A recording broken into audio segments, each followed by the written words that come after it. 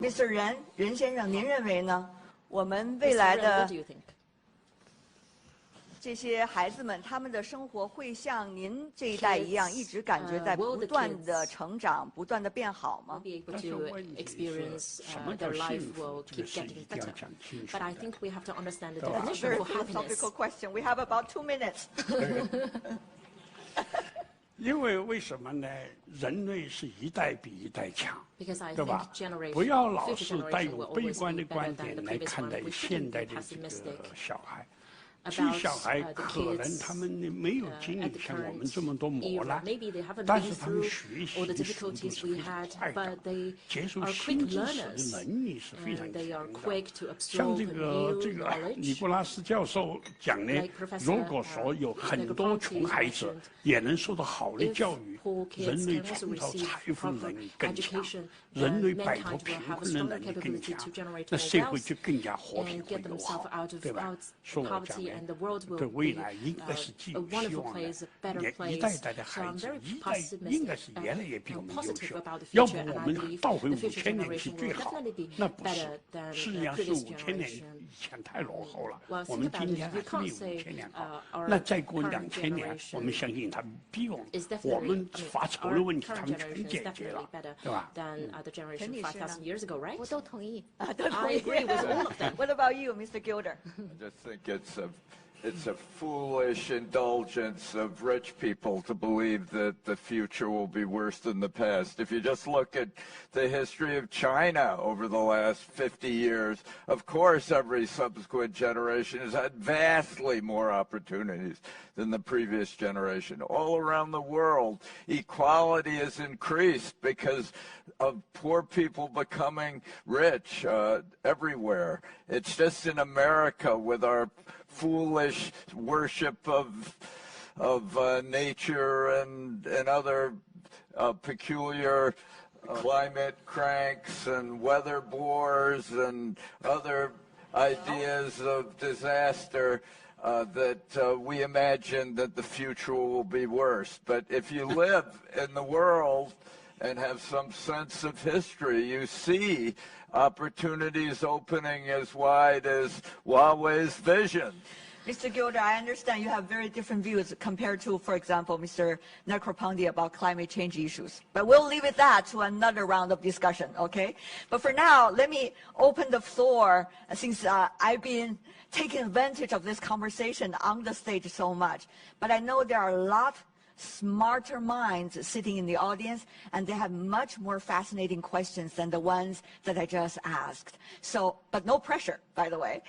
So let me just turn to our audience, who are, I understand, make of, the media people, people coming from the think tanks, friends of Huawei or business partners of Huawei, and those who are interested in the latest development of technology that are sitting in the audience. So any one of you have questions, raise your hand, and our staff going to bring you the microphone. So why don't I do an equal opportunity, okay? So this gentleman first.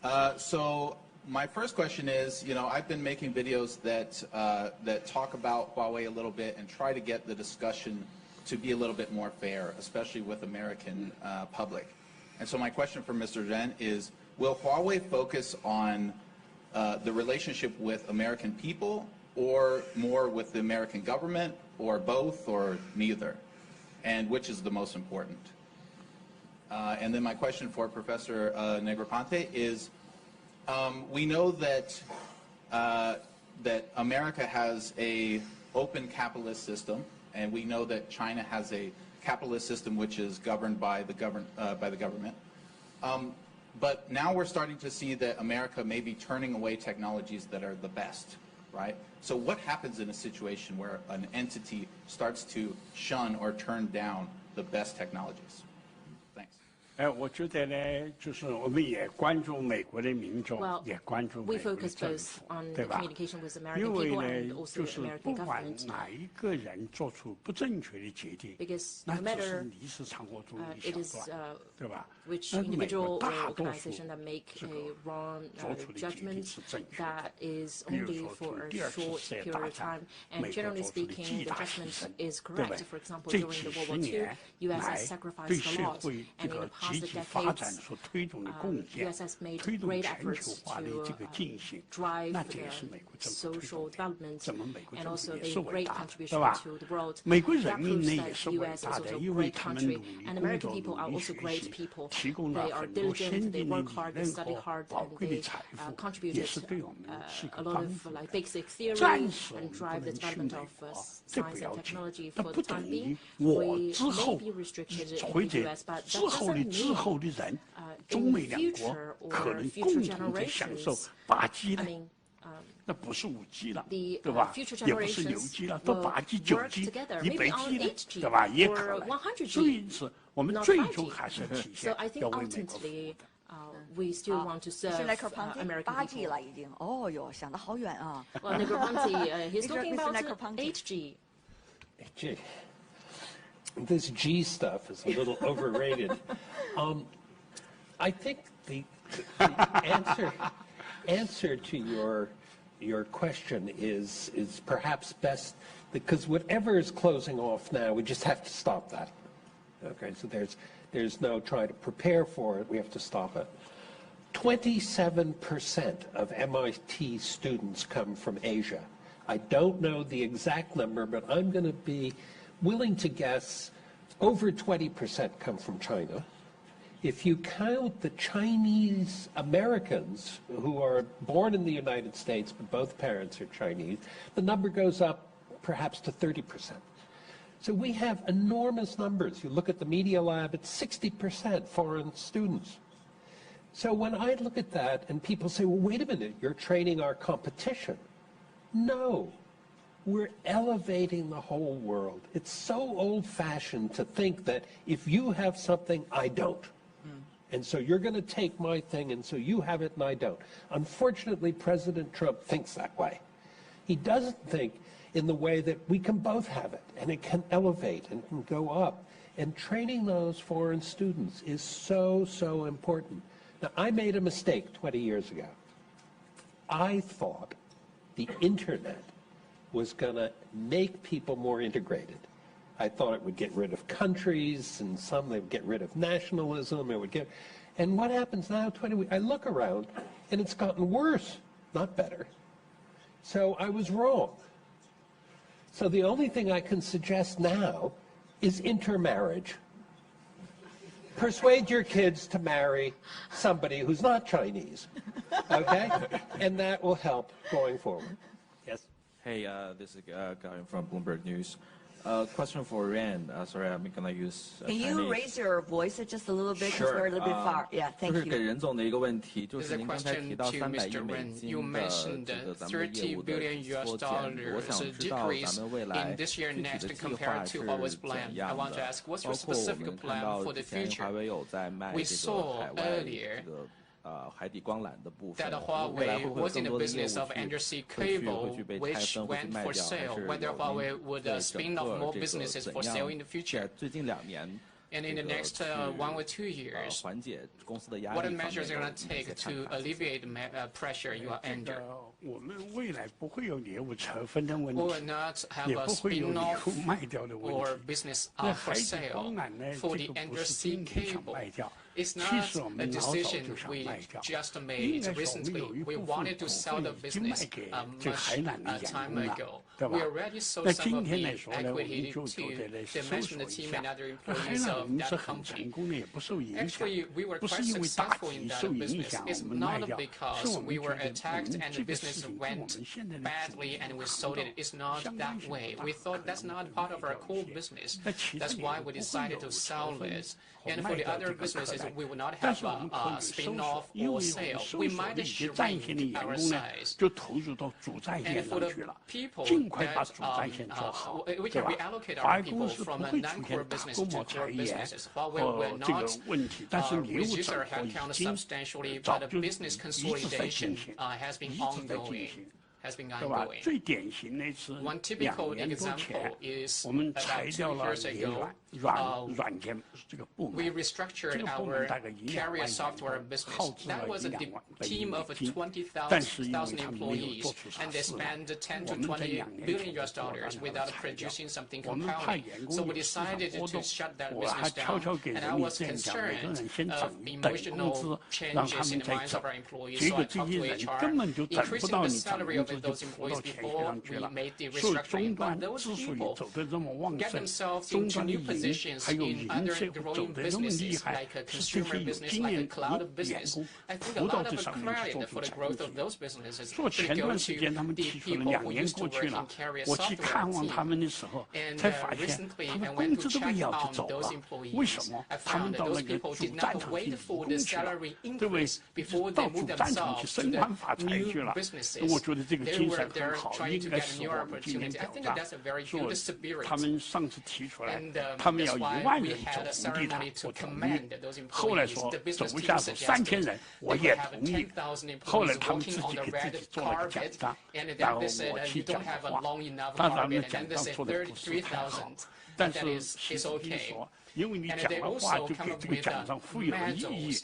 And the medal does not look beautiful, but Eric Xu said that you made a speech to them, just a big incentive to them. So we actually did a very big restructuring of 20,000 employees, and there was no really unrest whatsoever within Huawei. And today, for many of the businesses, we're also doing this restructuring, and we have already started. All right, thank you. Yes, I'm Esteban Buso, a professor at the Harvard Institute of Technology.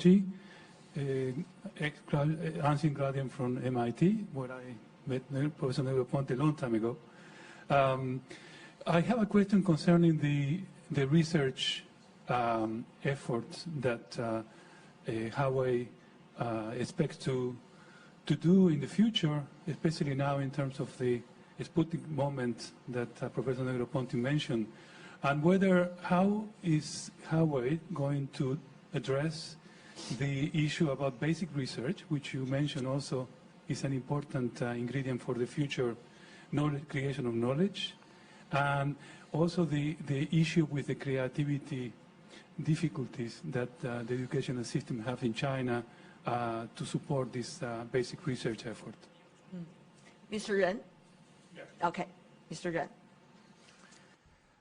我认为呢，就是我们永远都愿意给所有的科学家、大学我们在给大学合作呢，使用的是美国的拜杜法案，就是我们对大学的教授给予投资，但是我们不在于任何成果，这成果都归学校、对教授他们的，也不在论文的最后再注一个名字，也不要，对吧？ 所以我们认为呢，就是即使哪个班次、哪个学校暂时不合作，并不要紧，因为人的社会学学校很多，大家也应该知道，比整个世界看得这么严重，甚至当成一个原子弹一样的看重，其实就是土耳其一个教授一篇论文引发的，对不对？大家也没想到，这也不是 MIT 的论文，对吧？这是土耳其教授。 It's not a paper from MIT. Is a paper from a Turkish professor. Of course, that professor is a student of Shenzhen. It's a student from MIT. So there are so many universities out there. There will always be someone who wants to work with us, and there are talented people, exceptional people that we can work with. So we will not give up what we're committed to because of short-term setbacks. Over there, yes. A bit about China and innovation. how dependent is China's innovation system on its integration into the global innovation networks that have developed over the last few decades? And will China still be able to produce cutting-edge innovation if trans-border collaboration is substantially reduced? And that's a question for Mr. Ren. Also for Mr. Ren. Yeah. You want to keep the other gentlemen relaxed? I'd like to hear their views if they'd like to share their views too. Okay, Mr. Ren, 还是请您来回答。我认为中国现在的这个创新啊， 虽然大家看起来蓬勃勃勃。 Even though some people think there's a lot of a boom, a lot of innovation, in fact, is application innovation, building upon a global innovation network. If there is no such global platform, that would be a big setback for China when it comes to innovation, because China has challenges when it comes to investments in basic research and basic education, and that will take time. So back to your question, I hope government departments would really carefully think about it. Okay, anyone want to add up to that? I just think that China is doing all sorts of innovation and basic research. You know, collaboration with a professor in Austria called Zeilinger, with Professor Pan, I think, or is leading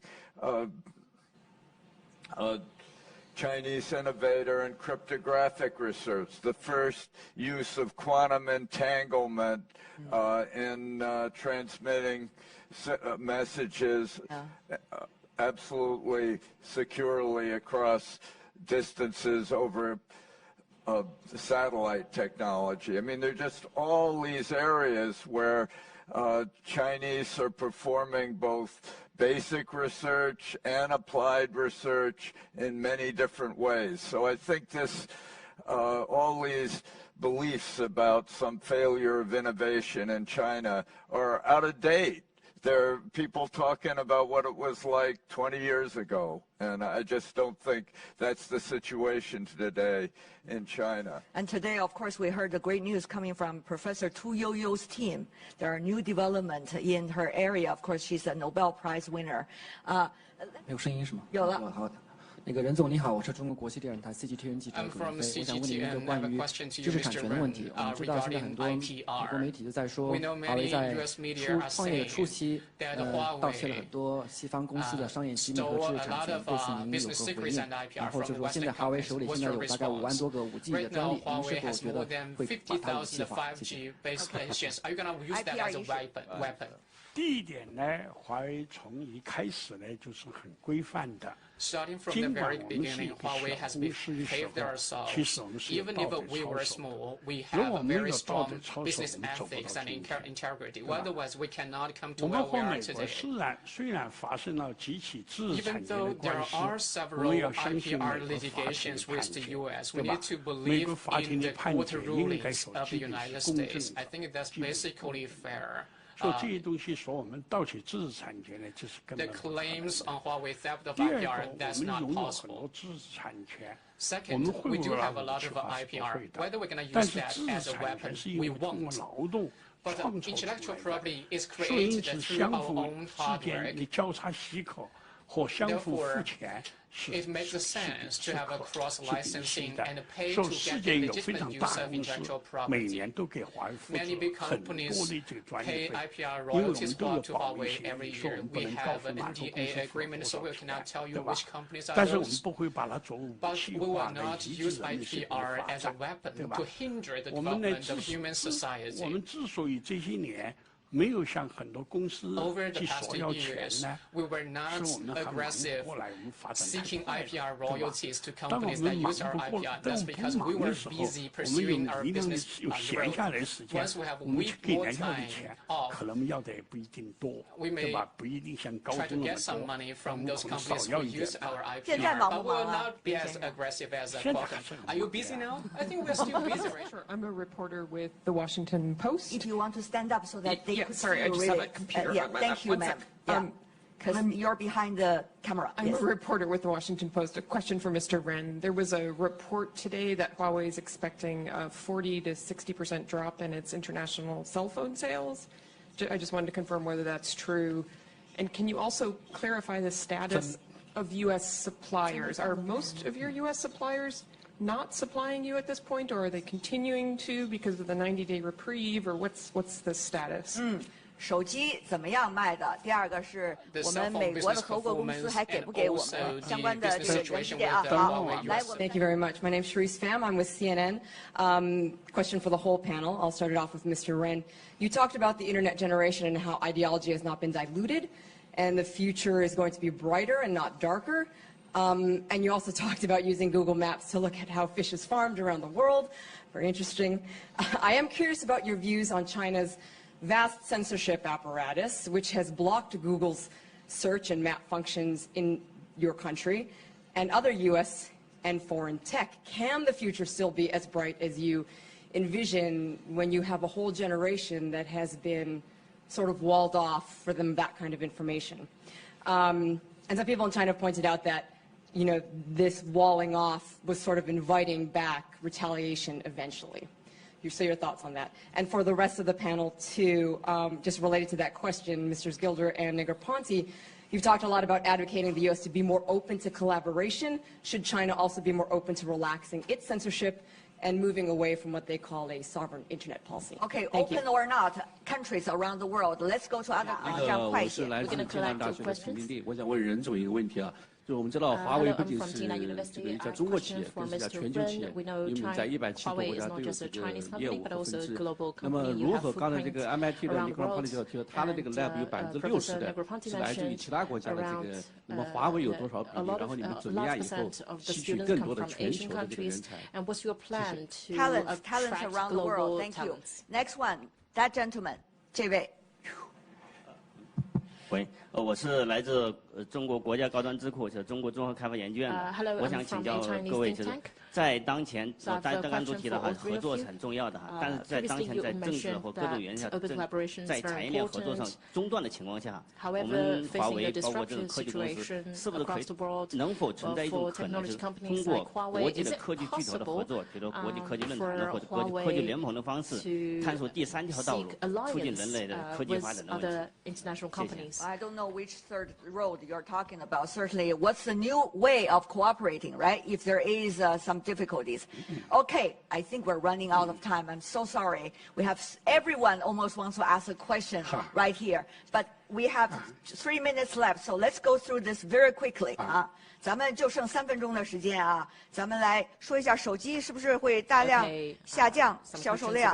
然后与此同时，是不是也希望是有一个更加开放的空间？怎么来进行国际的合作？Mr. Ren，刚才华盛顿邮报的记者的提问呢，就是我们在国际上手机是不是下降了40%？是的，是下降了40%，对吧？但是我们在中国市场上的手机的增长速度呢也很快，对吧？也很快，这是第一点。第二点呢，就是开放合作对华为公司所主导的呢，永远不会改变。但是政府主导呢，是政府之间的谈判问题。 对吧？是政府之间的谈判问题，因为就是对吧？这是这个第2个问题。第3个有没有第3条道路？我说我们没想过第3条道路。我们就想就是一条路，我们就是一根筋，慢慢的往上爬。一旦爬不动了，就像爬那个雪山一样。 爬不动了，哗滑下来一下，我们继续往上爬。我们终有一天是能爬到山顶的。还有一个关于全球人才的问题。 we will continue to forge ahead. Well, another one is about how we be able to attract the global talents. Well, we have talents around 170 countries. We have around 30,000, 30 to 40,000 local employees. In all these countries, I don't know the specific number in specific countries, but for the number of global talents, indeed we do have a rich pool of global talents. I think there's been a lot of talk about the Internet of Things, but what's really critical now is to create an Internet of Facts, an Internet of Trust, an Internet of Transactions. And my life after Google is about how trust can be recreated by new technical solutions through blockchains and cryptography and other advances that luckily the whole new generation of technologists are now pioneering. So many of these political problems tend to dissolve when new technical solutions are presented. And I think Huawei can contribute vitally to the Internet of Trust, which at the same time will make it possible for Huawei to sell its products in the United States again. Mr. Negroponte. Well, I will focus on the CNN question because there's something that's happened in the past couple of years which has led up to the recent events, which frankly is an anti-Chinese sentiment that has been created in the United States, and it's gotten worse and worse and worse. And part of the blame goes, if I may say, to your current president, who's disappointed us. We expected China to liberalize and continue, and we saw a path, and that changed suddenly. And that is disappointing. And we do have to get rid of the tariffs. We have to do all the things that George and I would love to see happen, but China does have to change. You can't continue, fencing off the internet. And, I arrived in this hotel, or at least the hotel down the street, and many of my apps didn't work, and I couldn't do things on Google, and it was infuriating, truly infuriating. And it was a reminder that I was here, and it was this very sad reminder. So that has to be changed, but I'm still going to advocate open research. Always, it has to be open, and if it's not 100% symmetrical in the beginning, it will be. You've been talking about open science and global connectivity. So we have 1 minute left, 1 minute only, ladies and gentlemen on the stage. 我们只有1分钟的时间. Everybody, one sentence only. The biggest takeaway with the coffee with Ren today. 最大今天喝了咖啡之后的收获是什么呀？我们请 Miss Chen, you go first. 好 One sentence, 一句话吧。3句吧。Allow me to have 3 sentences. 刚讲华为是不会有任何的后门，而且我们的产品是要开放的，是要透明的，是要安全可信的。但是后面比较重要，华为的前门永远打开，然后包括通过媒体的平台，让大家来看。谢谢你 ，Thank you, Mr. Gilder. One sentence or 3 short sentences, as Mrs. Chen just did. I think this Huawei is at the epicenter of the future of technology in the world, with how the United States and other countries react to this campaign against Huawei is kind of a Huawei test for people around the world. And if they don't pass it, it will signify that the world is taking a very destructive turn, anathematizing particular companies in the name of vague ideological objections. And so it's the Huawei test, and I hope the world meets it. It's an interesting and important case study, I guess. Yeah. Mr. Negroponte. Yeah, I guess I would end by saying in going through that test, I would not focus on security and backdoors and whether you're going to interact with the Chinese government if they can. Leave that out. And I think you should focus on the 100,000 papers you publish, the amount of research, and just make it known. Because I feel I'm a lone voice. I'm at a dinner party and I say, Huawei's a great company. And people say it is. It does. And then the world has to know how much you're doing in science and technology. Well, I guess the media need to know too, in a way. Yes. Now our colleagues are sitting here. They all got informed, at least through this, a little bit. Mr. Ren, it's a coffee with Ren, so you have to speak first. 最后您说句话。我觉得这个世界就是合作共赢。I think the world's student has to go through open cooperation. That would be my one last sentence. Open cooperation. 也不简单。Well, that's simple and not simple. Thank you so much, the four of you. He gets an A+ as my student. He did? For the very first time. 谢谢。你看，我比 Thank you so much. 成绩好一点了。好，不错，这次考试都很好。